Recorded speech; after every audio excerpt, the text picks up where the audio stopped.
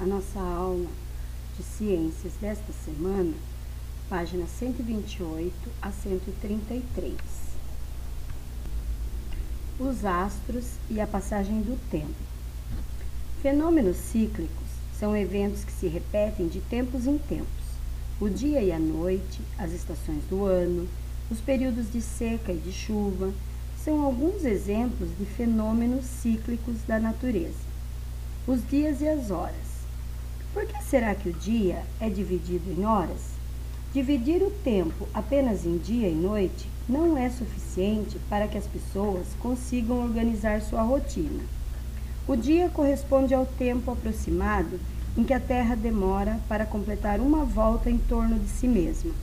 Durante esse movimento, parte da superfície da Terra está direcionada para o Sol, onde é dia. A outra parte não recebe a luz solar, onde é noite. A primeira divisão do dia em períodos menores, conhecida, foi feita há mais de 3.000 anos pela civilização egípcia. Eles dividiram o tempo de um dia em 12 horas em cada nascer e cada pôr do sol. Os antigos egípcios usavam uma vareta fincada no chão e marcavam as horas através do comprimento e da direção da sombra projetada do sol. Essa vareta é chamada de gnomon. Então, observe aí as figuras, né? Figura A e a figura B. Havia um problema em contar as horas por meio de sombras projetadas pelo sol. O período de claro e de escuro de um dia varia com o passar do tempo e depende da região do planeta. Além disso, não era possível saber as horas durante a noite.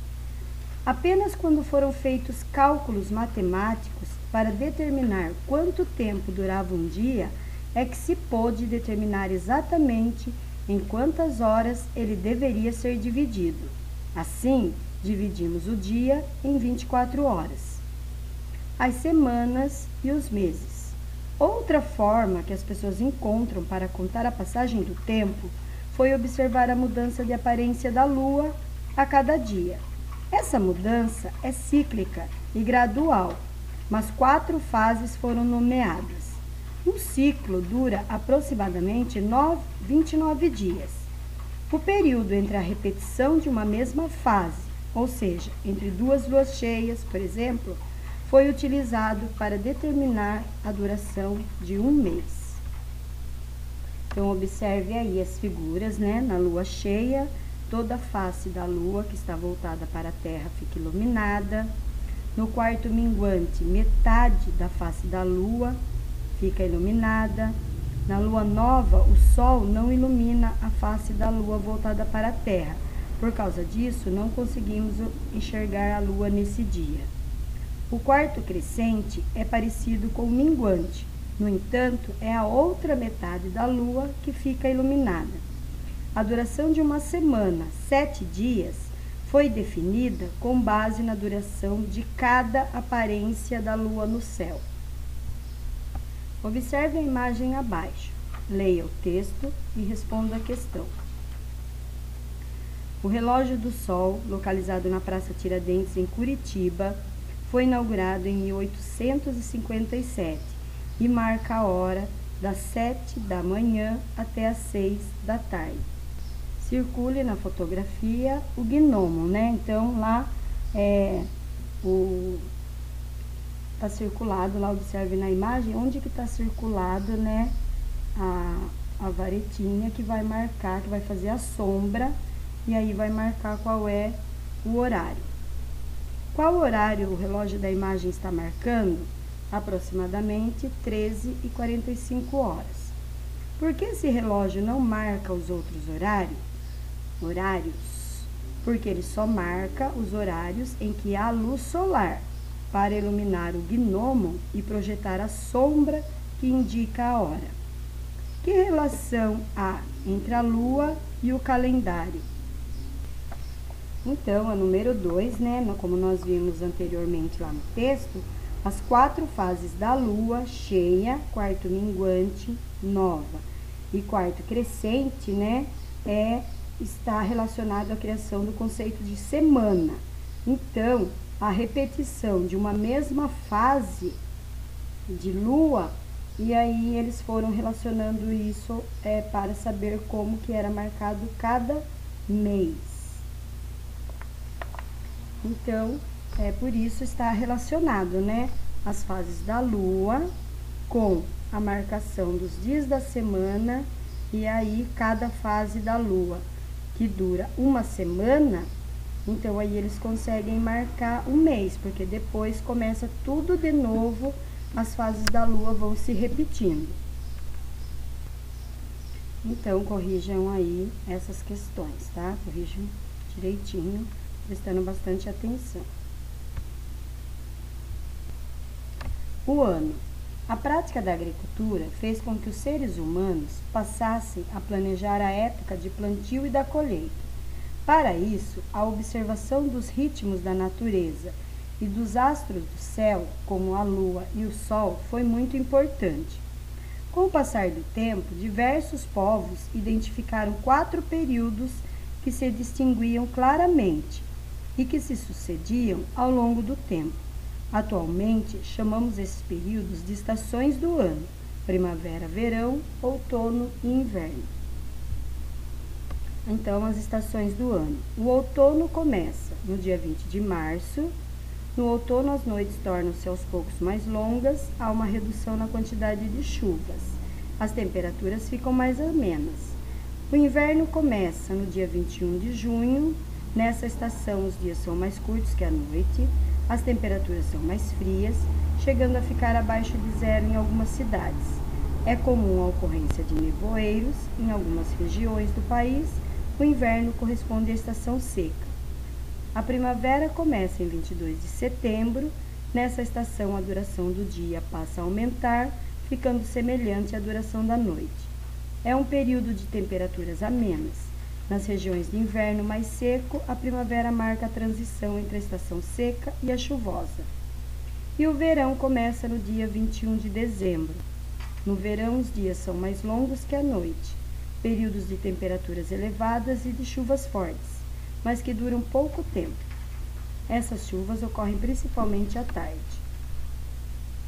Alguns povos antigos concluíram que o retorno das estações se dava após 12 ou 13 ciclos completos de fases da lua, ou seja, quando uma fase volta a se repetir. Esse período corresponde aproximadamente ao que hoje chamamos de ano. Também foram necessários diversos cálculos para determinar, de forma mais precisa, quanto dura um ano. Os pesquisadores descobriram que o ano é o tempo que a Terra demora para dar uma volta completa em torno do Sol. Esse período dura 365 dias e 6 horas e é dividido em 12 meses, que duram entre 28 e 31 dias.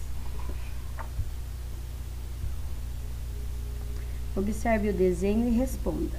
Abaixo está uma representação esquemática do município de Porto Alegre, no Rio Grande do Sul, em 23 de julho de 2019 e 23 de dezembro de 2019. Em qual das imagens é possível dizer que está representado um dia de verão? A imagem de 23 de dezembro, com o dia mais longo, representa o verão. Nesse lugar, a que horas o sol nasce? No verão. A que horas ele se põe? No verão, o sol nasce às 6 horas e 16 minutos e se põe às 20 horas e 12 minutos. Por quantas horas, aproximadamente, o sol fica visível no céu nesse dia de inverno em Porto Alegre? E no verão? No verão, o sol fica visível durante 14 horas, já no inverno, por 10 horas. Leia e responda. O horário de verão. Na primavera e no verão, os dias são mais longos que a noite. Para aproveitar a maior quantidade de horas de luz do sol, o governo instituiu o horário de verão em algumas regiões brasileiras. Em outubro, a maioria dos estados adianta seus relógios em 1 hora. Dessa forma, também há diminuição no consumo de energia. E no seu estado, há horário de verão? Que medidas você, e sua família adotam para economizar energia durante os meses em que não há horário de verão? Então, neste ano, nós não tivemos horário de verão. As estações do ano no Brasil. O Brasil é um país muito extenso. Se observarmos a posição dele em um planisfério, no mapa mundi, dá para ver bem, veremos que o Brasil, ao norte, ultrapassa a linha imaginária chamada Equador, e ao sul, a outra linha imaginária chamada de Trópico de Capricórnio. Os pesquisadores que estudam o clima estabeleceram faixas dentro das quais as regiões têm características parecidas. Por exemplo, a grande faixa que vai do Trópico de Câncer ao norte do Equador até o Trópico de Capricórnio é considerada uma região de clima tropical. Essa faixa, por receber mais luz e calor do Sol o ano inteiro, apresenta temperaturas anuais mais elevadas. Dessa forma, fica mais difícil perceber variações significativas ao longo do tempo com a mudança das estações. Assim, em algumas localidades, é possível identificar as diferenças apenas entre as duas estações, uma de seca e uma chuvosa.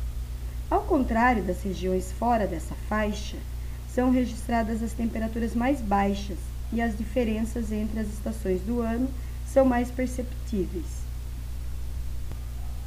Então, observe aqui, o mapa. Então, aí no mapa você pode observar o que o texto falou. Então, a zona tropical, que é onde está em laranja.